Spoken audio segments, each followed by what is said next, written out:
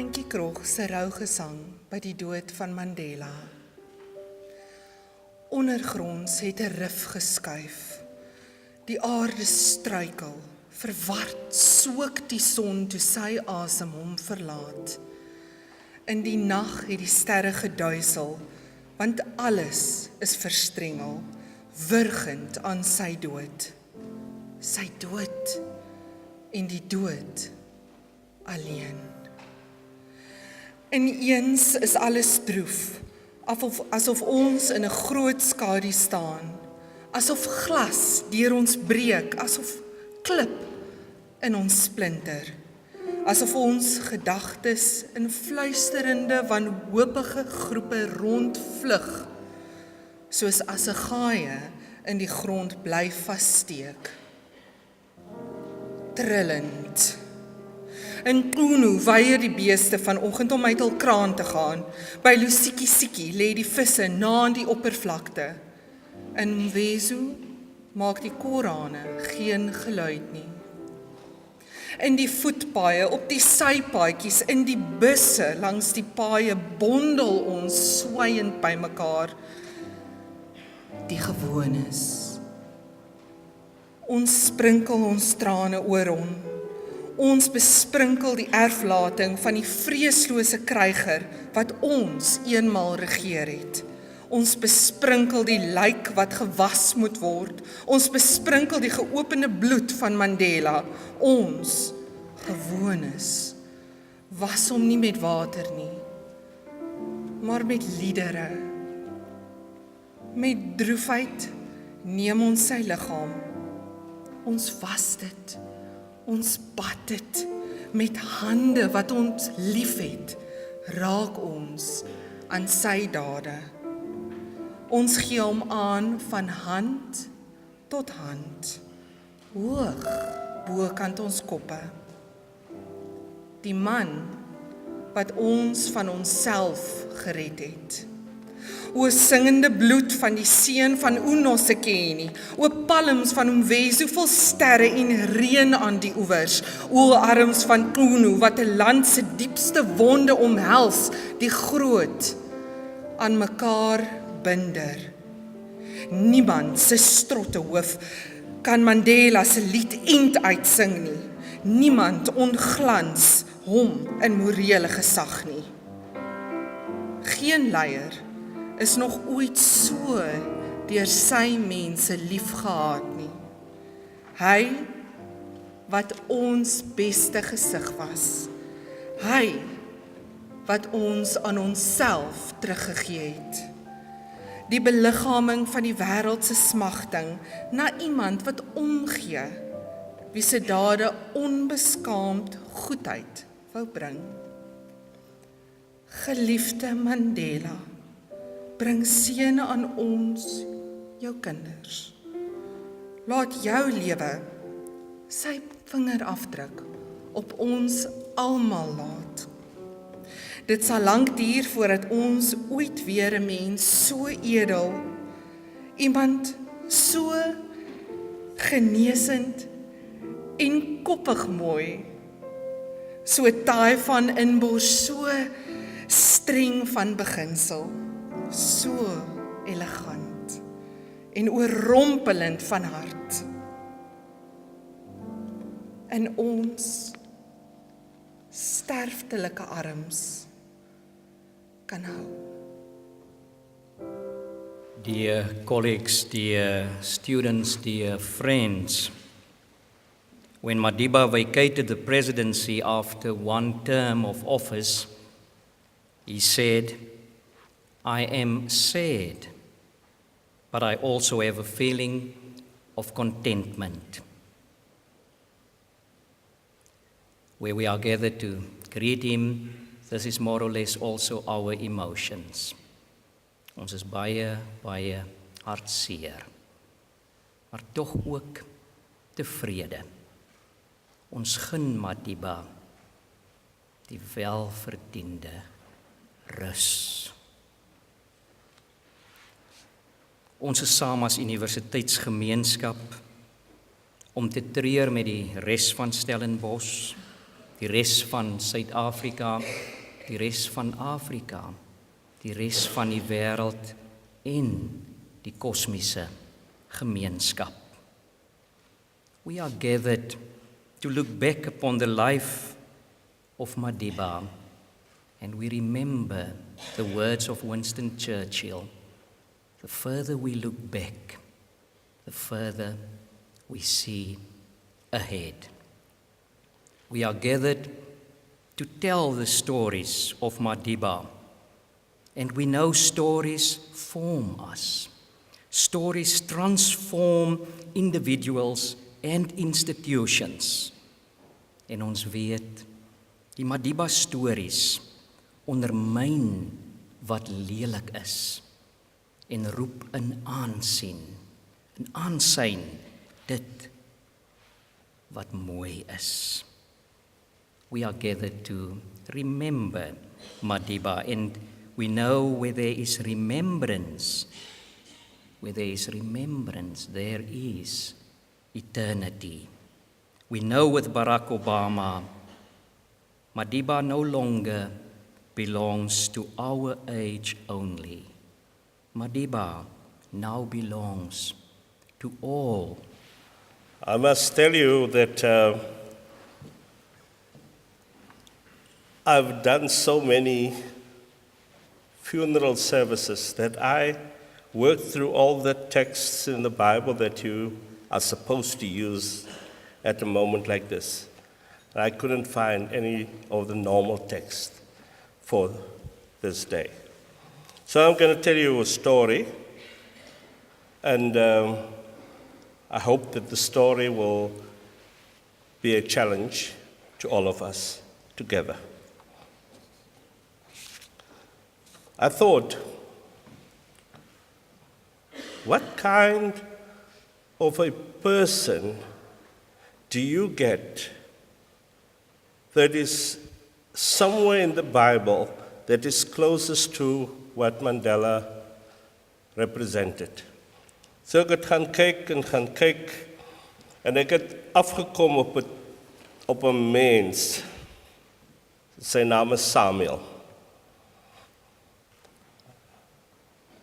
And this man called Samuel found himself as a transitional leader.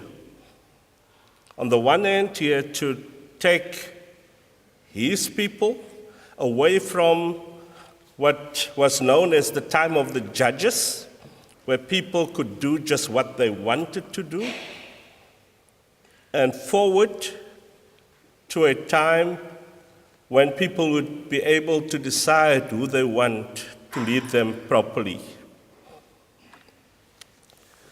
And so, when you listen to that, is die hele idee van om die beweging van die rigters na die konings, sit Samuel daar in die middel.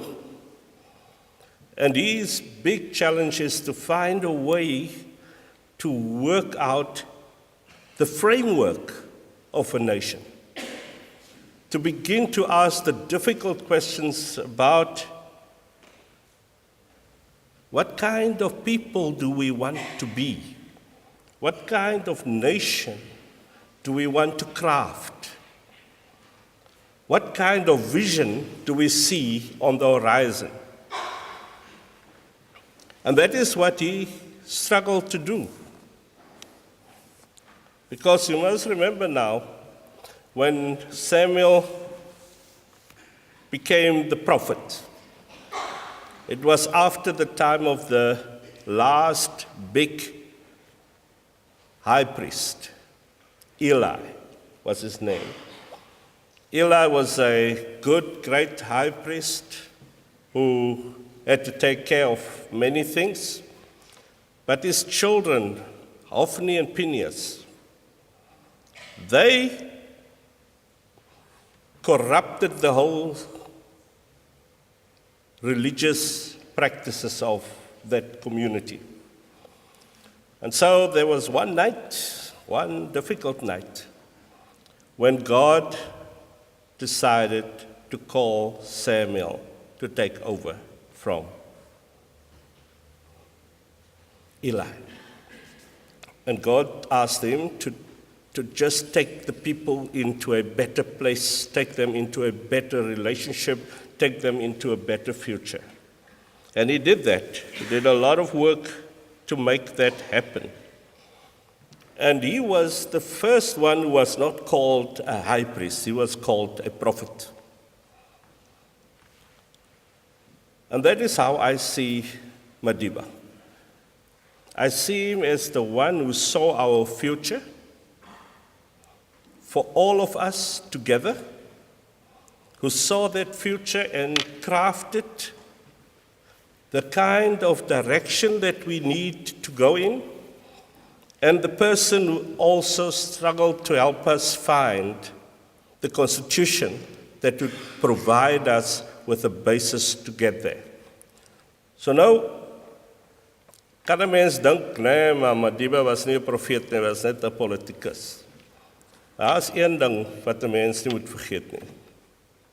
Madiba het 'n baie belangrike punt gemaak reg in die begin van sy presidentskap. Hy het gesê,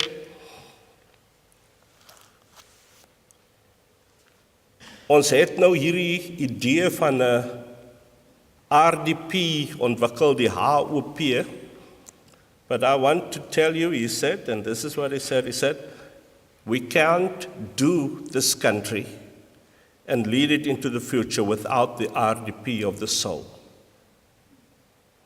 And it was a very strong point that many people did not get. And in his parliament, there were people who did not get that. And in his cabinet, there were people who did not get that. He wanted us to become a people connected in our souls to each other. The RDP of the soul. Now, where we stand at this point in time, saying farewell to this great man who actually was more than a politician. At this point in time, we are actually beginning to talk about the National Development Plan. And I know you all know about that. But there's one thing that we must not forget, that Mandela would want us to remember. You can do the National Development Plan, but the National Development Plan of the soul is the big task of this country. We have got to face the most difficult issues of a country that can be better, can be good, that can be connected, can be human. Now I want to read to you, I must read something from the Bible to you. And this is from Samuel, 1 Samuel chapter 8. It says that, I've got an Afrikaans Bible here. I'm going to read the Afrikaans Bible, I'll tell you the English story. Toe Samuel oud geword het hy sy seuns as leiers oor Israel aangestel. Hy het nou gedink sy seuns sal beter wees as Eli se seuns. Die oudste se naam was Joel en die van die tweede Abia. Hulle was leiers in Berseba. Maar Samuel se seuns was nie soos hy nie. Hulle het hulle verryk ten koste van ander. Het omkoopgeskenke aangeneem en die regspraak verdraai. Al die leiers van Israel het bymekaar gekom, dis nou al die oudstes, het bymekaar gekom en na Samuel toe gegaan in Rama, en hulle het vir Samuel gesê, kyk, u het oud geword. Die kinders is nie soos u nie. Stel nou liewer 'n koning aan oor ons, om oor ons te regeer soos dit by al die nasies is. Samuel het gedink, and Samuel thought that his 2 sons would be better than Eli's bad 2 sons. And it didn't work out like that. Because integrity does not come through birth, does not come through organizational and institutional heritage. It comes through the difficult task of knowing the importance of the RDP of the soul. And we will have to get that right, and many of us must stand up for the RDP of the soul, and some of us will have to do what Samuel did here. You remember the story of Samuel? Let me tell you the story. Samuel was called while Eli was an old man. And it says he could no longer see so well. And then Samuel was a young boy of 12 years old. And he was called, and there's this whole story about how he went to Eli and said, Eli, are you calling me? Eli said, no, I'm not calling you. Somebody else must be calling you. Go back to bed. And then when they call again, then you say, yes, Lord, tell me what I must do. And so he did that the 3rd time. And then God told him what God is going to do, the judgment of God over Eli's family and Eli's life. And he went to Eli in the early morning, and Eli said to him, now, what did God tell you last night? And he told Eli, your family is going to be removed from their very important roles in society, and you are going to be removed from your role as the leader of this nation. And then Eli said something that is very important. Eli said, God must do what God must do. And sometimes we have to learn to say that as well. En dan moet ons so vorentoe kyk en sê, as God doen wat God doen, dan gaan ons vir onsself afvra, het ons die soort van sielskrag om met hierdie soort van 'n God te doen te hê, wat ons vorentoe vat, wat 'n prentjie vir ons geteken het. If we can see this God who actually helped us see through this man a horizon, and then help us understand one thing. That's your destiny.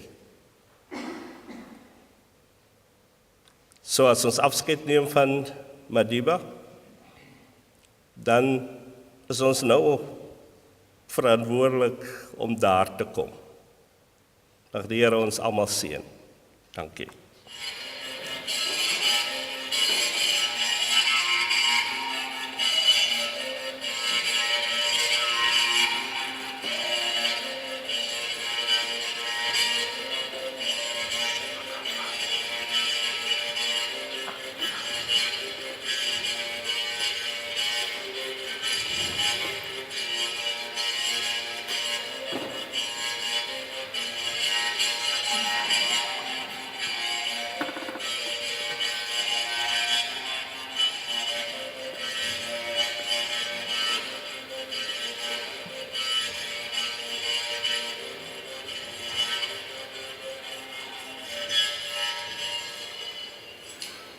Assalamu alaikum wa rahmatullahi wa barakatuh.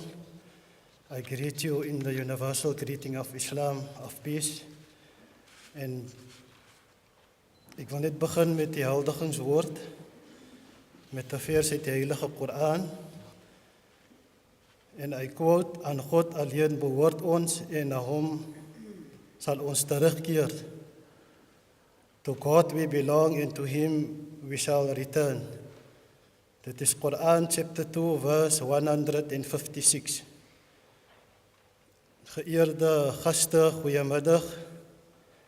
Dit is vir my 'n besondere eer en voorreg om namens die moslim gemeenskap by hierdie sonderlinge geleentheid hulde te bring aan wyle meneer Mandela, een van die grootste leiers en ikone en internasionale ikone van ons tyd en stigter president van 'n demokratiese Suid-Afrika. Baie dankie vir die geleentheid. Since the passing of Mr. Mandela was announced on Thursday night, there has been a huge outpouring of grief and a profound sense of loss, not only in South Africa but throughout the world. And it will take some time for us to come to terms with the reality of his passing. But what was it about this man that made him such a formidable figure that is cherished, respected, and loved across the world? A man that also enjoys the respect of the Muslim world. Some of the reasons we have heard here this morning is the moving tribute by Professor Botman, and I am sure in days to come, the obituaries, the sermons, and the commemorative speeches will give us a sense of stature of the man that has now departed us. I'm no expert on Mr. Mandela, but as a child that grew up under apartheid, I was always acutely aware of his struggles and sacrifices for a South Africa characterized by freedom, justice, and equality for all. Through all his trials and tribulations, and the painful years of separation from his loved ones, I was always struck by his moral uprightness and his ability to make difficult decisions under the most trying of circumstances. One cannot imagine how he had to quell the expectations of a generation of people that have increasingly grown impatient with oppression and who, when the maimed and broken bodies were strewn across Boipatong in June 1992, causing our people to call for weapons, calmed a nation in revolt and pulled this country back from the abyss of civil war. And this situation repeated itself when the assassination of Chris Hani in April 1993 hit our country on a knife's edge. What it displayed then was true leadership. Despite differences and unhappiness among certain quarters, he stuck to his conviction that violence is not the answer. He chose the alternative of peace, of a negotiated settlement that became known as the miracle of a democratic South Africa in 1994. Today, we remind ourselves more than ever that we follow the legacy of a great man and that South Africa should live by his words when he said, and I quote, "I have walked that long road to freedom. I've tried not to falter. I have made missteps along the way, but I have discovered the secret that after climbing a great hill, one only finds that there are many more hills to climb. I've taken a moment here to rest, to steal a view of the glorious vista that surrounds me, to look back to the distance I have come. But I can rest only for a moment, for with freedom come responsibilities. And I dare not linger, for my long walk has yet not ended." To this expression, I would like to say, along with the Muslim Judicial Council, Madiba, we say that your long walk will never end, and for those to whom you have handed the baton, we pray they will uphold your legacy and will ensure that no human being will ever be oppressed because of his color, race, religion, or ethnicity. along with all South Africans that treasure his life as a moral compass and his example of ethical leadership, I would like to express my sincere condolences to his family and pray that the Almighty grant them contentment and strength as they and many South Africans come to terms with the reality of his passing, inshallah. Rest in peace, Madiba. I thank you. Hoe somme mens 'n ryke en 'n rype lewe van 95 jaar binne 2 ure op. Hoe somme mens 'n lewe op van 95 jaar in 'n paar minute. Nelson Mandela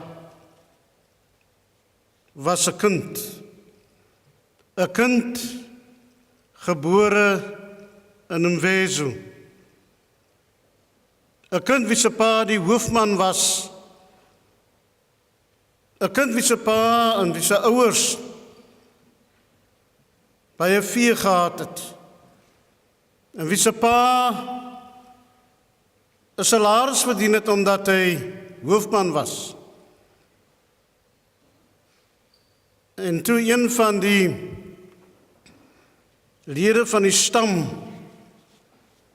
sy pa beskuldig van diefstal van 'n bees en hom aangekla by die plaaslike landros. En die landros hom ontbied het en hom wou charge with subordination. Het sy pa geweier om te gaan. En sy pa word so muur ontslaan. En het begin moeilik gaan. En sy ma besluit om hom Mvezo te verlaat en na Kunu toe te gaan, waar sy die ondersteuning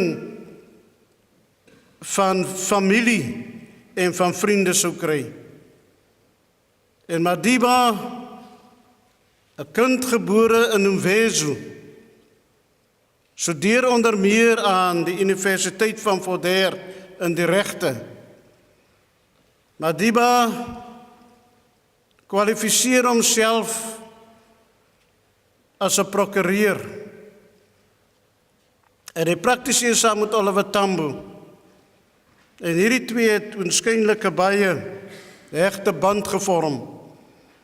Sy teestand teen die diaboliese apartheidsysteem sal ons altyd bybly. En die feit dat hy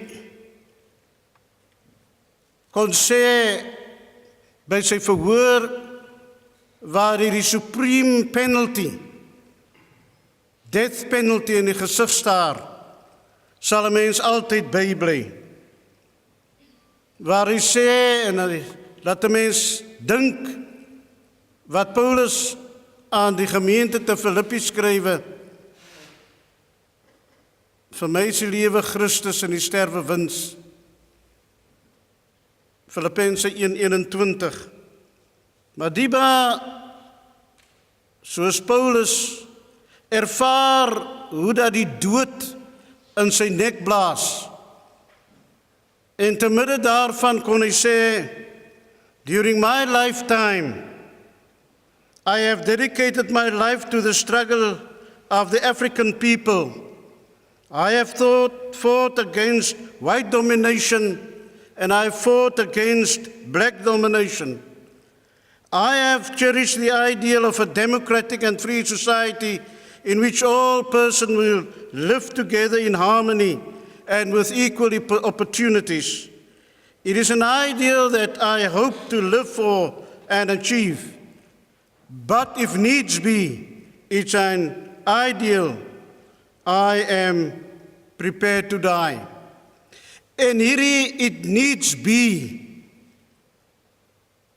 was nie in sy oorspronklike skrip nie. George Bezos het hom daaromtrent geadviseer. Om 27 jaar lank van jou lewe in 'n tronk deur te bring is baie lank. Om 67 jaar van jou lewe aan die mens in diens te wy, is baie lank. Wat 'n formidabele mens was Madiba, dat hy daardie tronk uit kon stap, as 'n vry mens, as 'n mens wat die toonbeeld is van vergifnis en van versoening. Madiba is 'n toonbeeld van versoening, nie maar net toe hy gelewe het nie. Selfs in sy dood is hy aan die werk en bring hy mense bymekaar, afgesien van seks, afgesien van raskleur, afgesien van geloof. Madiba, nederig, doch 'n mens van statuur, 'n mens van karakter, 'n mens van deug, 'n mens van waardes. Ek is gevra om namens die Mandela Rhodes Scholars 'n woord te spreek en daarom gaan ek dit so doen en ek gaan dit in Engels doen. What counts in life is not the mere fact that we have lived. It is what difference we have made to the lives of others that will determine the significance of the life we lead. Now, these words could not have been more prophetic in these days, following former President Nelson Mandela's death.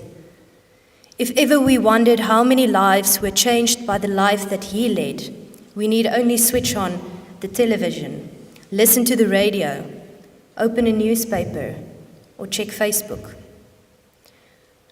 For the Mandela Rhodes Scholars, these words ring particularly true because we have, in a very direct way, benefited from Nelson Mandela's name and legacy. It is telling, I think, that 2 of the 3 charitable organizations that bear his name, the Nelson Mandela Children's Fund and the Mandela Rhodes Foundation, were created with the express purpose to improve the lives of the youth of Africa and South Africa. The Mandela Rhodes Foundation has the central purpose to build exceptional leadership capacity in Africa through cultivating 4 values in scholars: reconciliation, entrepreneurship, education, and leadership.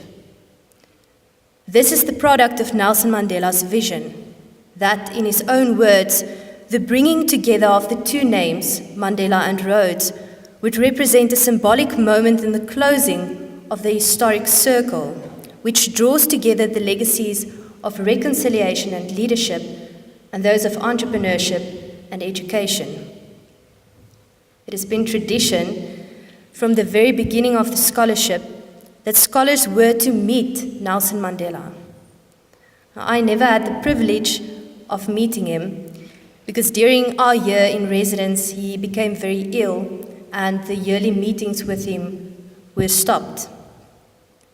Like many of you, I have no personal recollection or memory of shaking his hand or of asking him what he thinks of the role of churches in theology in South Africa.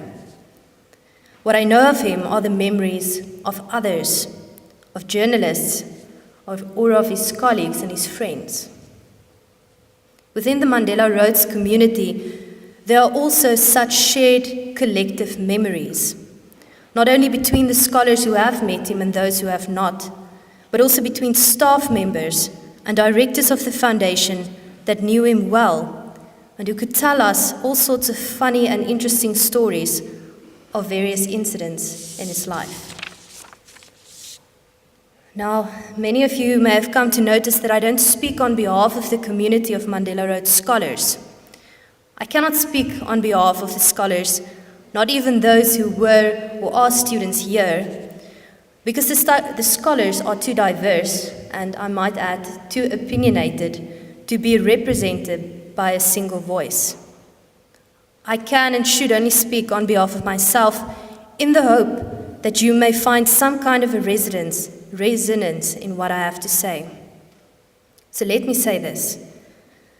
There really are no words to express either the deep sense of loss or the overwhelming sense of thankfulness for Nelson Mandela's significant life.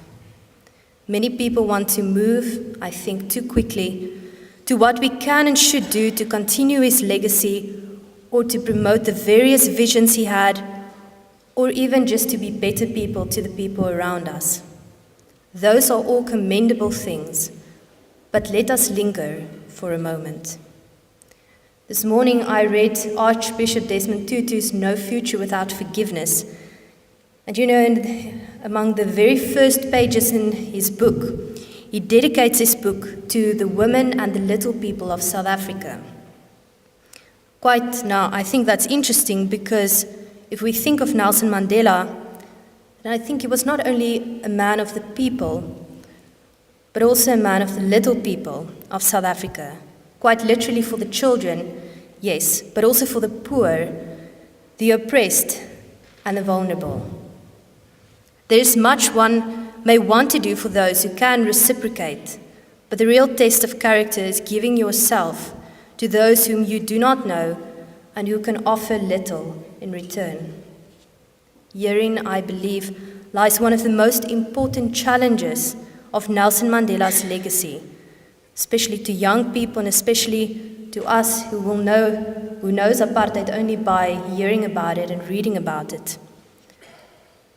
Namely, that we will aspire to be people for the little people of South Africa. And therefore, if I think of the students here, myself here at Stellenbosch University, I want to say that we should aspire to believe in reconciliation, freedom, peace, and prosperity among all human beings. We should share equal citizenship and opportunities in this world. Aspire to believe in an entrepreneurial spirit that will allow Africa to take with dignity its rightful place as an equal and competitive presence in the global world. Aspire to understand that education is both a gift and a tool for the advancement of human development to the benefit of all. And aspire to be a leader in whose blend of character and intellect Africa will take pride. Aspire to live significant lives. Aspire to be. Ambakachle Madiba.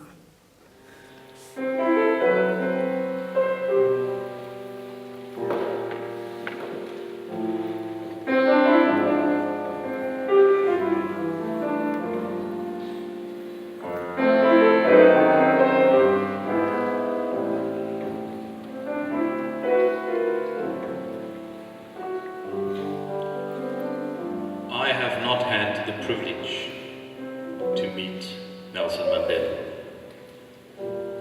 I'm sure, however, that if asked the question, what is your greatest fear? That he would answer in the words of Mary Ann Williamson. My greatest fear is not that I'm inadequate, but that I am powerful beyond measure. It is my light and not my darkness that frightens me. I ask myself, who am I to be brilliant, gorgeous, handsome, talented, and fabulous?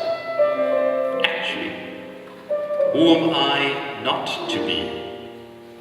I am a child of God. Me playing small does not serve the world. There is nothing enlightened about shrinking so that other people won't feel insecure around me. I was born to make manifest the glory of God within me. It is not just in some, it is in everyone. And as I let my own light shine, I consciously give other people permission to do the same. As I am liberated from my fear, my presence automatically liberates others. I want to feel that I'm alive now of my loving day. I will live as I desire. I want to feel that I'm alive, just knowing I was good.